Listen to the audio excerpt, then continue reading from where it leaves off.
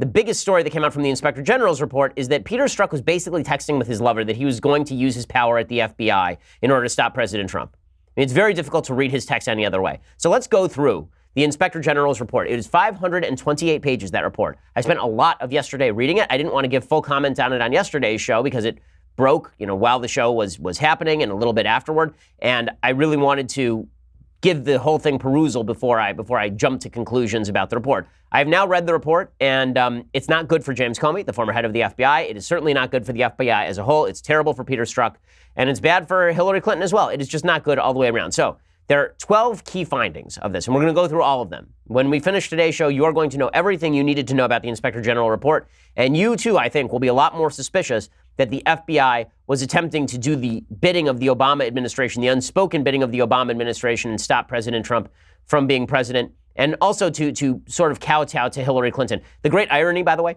is that the FBI that wanted Hillary Clinton to be president, these key players in the FBI that wanted Hillary Clinton to be president, in their attempt to make sure that Hillary Clinton was a quote-unquote legitimate president, they probably prevented her from becoming president. It's really ironic and kind of hilarious. So let's jump right in. First of all, FBI agents Lisa Page and Peter Strzok texted openly about stopping Trump. Okay, not just we don't like Trump, not just we think Trump's a schmuck, actually about stopping Trump. So Strzok texted Page that he would stop it being Trump's election.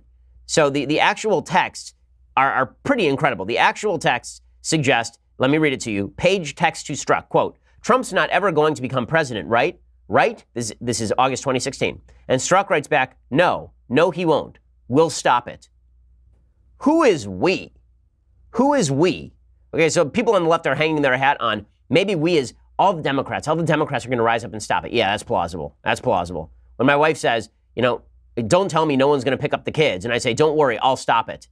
I don't mean like I collectively. I don't mean like the nanny. I mean like I will take care of it, right? We'll stop it sounds like we in our official capacity. And by the way, this is what the Inspector General report found, right? The IG report found that the text, quote, potentially indicated or created the appearance that investigative decisions were impacted by bias or improper considerations. The report added, quote, it is not only indicative of a biased state of mind, but even more seriously implies a willingness to take official action to impact the presidential candidate's electoral prospects. This is antithetical to the core values of the FBI and the Department of Justice. Now, you remember yesterday when we talked about this IG report, the main headline coming out from the mainstream media, which we talked about, was that there was no political bias in the FBI targeting President Trump or directed at exonerating Hillary Clinton.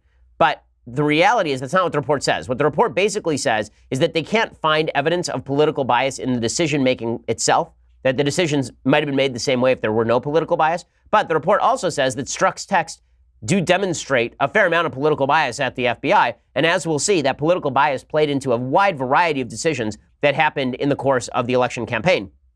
The report found that the Hillary investigation was not adversely impacted by Strzok or Page's decision-making, but this report did not cover the Russia investigation, right? It did not cover whether Strzok and people who thought like him were involved in the Russia investigation and to what extent they decided to pervert the Russia investigation or accelerate the Russia investigation because they did not like President Trump personally.